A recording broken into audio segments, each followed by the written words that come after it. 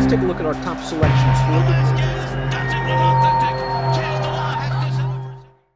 Dan Illman, Mike Beer taking a look at the feature race at Belmont Park on Friday. Let's throw up the field for the Bertram F. Bongard Stakes. 2-year-old New York breds going 7/8 of a mile. We're expecting a field of 8, and it's a pretty evenly matched group, Mike.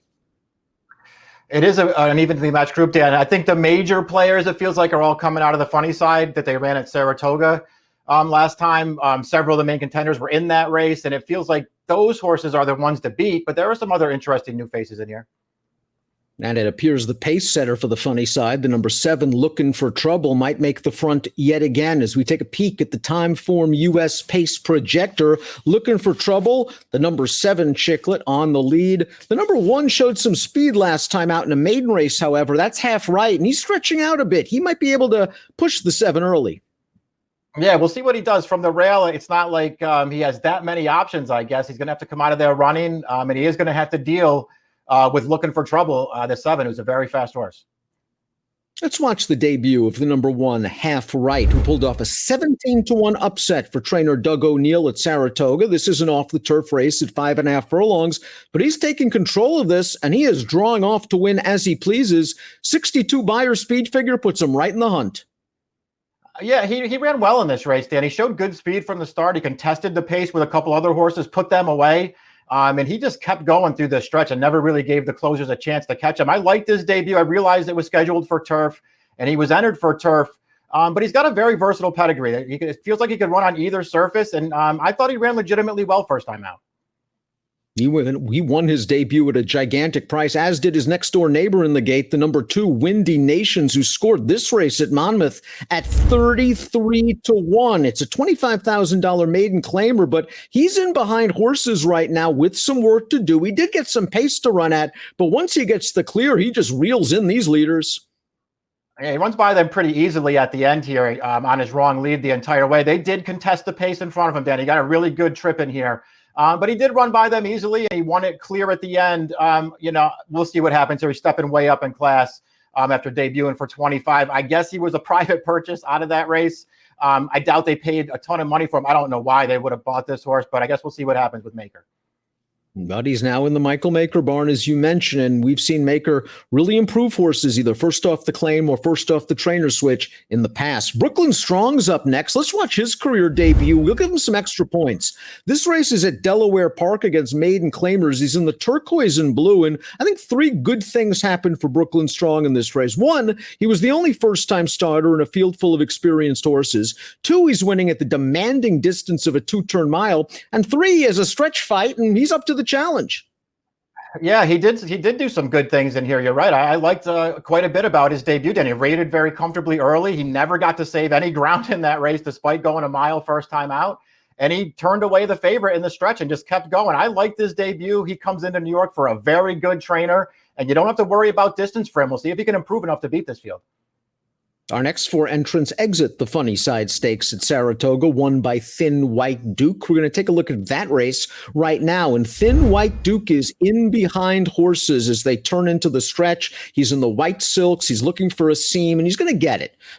Joel Rosario is going to get him to the far outside, and he's going to run down Eagle Orb, who is directly to his inside. We see Looking for Trouble on the lead. He looks like he was home free, but here comes Thin White Duke. He was the best, I think, in this race.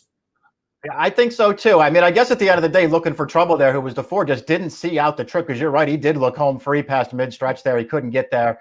I thought all in all, Thin White Duke just ran the best race here, Dan. Now, I thought overall he got a very good trip in there. He was in behind horses in the upper stretch there when we picked up the replay, but he got clear with plenty of time. And he just had the best finish in there. This was a horse who he was over 4 in a maiden on the way into that race, but he had gotten unlucky once or twice on the way to that race, Dan. Hold the Salsa has already beaten Thin White Duke and Looking for Trouble. That was in the career debut at Belmont Park. The one time he raced at Belmont, he got a very big pace to run at that day. He came and ran them all down at a giant price, overmatched in the Saratoga Special, just didn't fire in the funny side. Yeah, that's kind of how I looked at it too. I mean, he did run well first time out, but he also had all the best of it that day, sitting back off of a really fast pace and then taking advantage late. It wasn't a total disaster for him last time in the funny side. He was racing on towards the end of that race, but he was just never involved there. And I just didn't see any reason why things necessarily had to be different this time. We saw Looking for Trouble getting a little bit weary at the end of the funny side, but Timeform US believes he can make the front again. Mike, you bring up a good point. Stretching out another half furlong after faltering at 6.5. Maybe that's trouble for Looking for Trouble, but there's a chance he could shake loose here and get a little bit of a breather. Yeah, I guess it all comes down to that, doesn't it? He did go a solid pace in the funny side last time. He was loose, Dan, so it's not like, he was up there taking a ton of pressure. He was making his own pace. He looked very tough down to about the 8th pole, and then he just didn't finish. And that's what really bothers me more than anything else about this horse, who actually has some talent. Completing the field is recent maiden winner New York 1, who felt handsome first-time blinkers at Mountaineer last time out.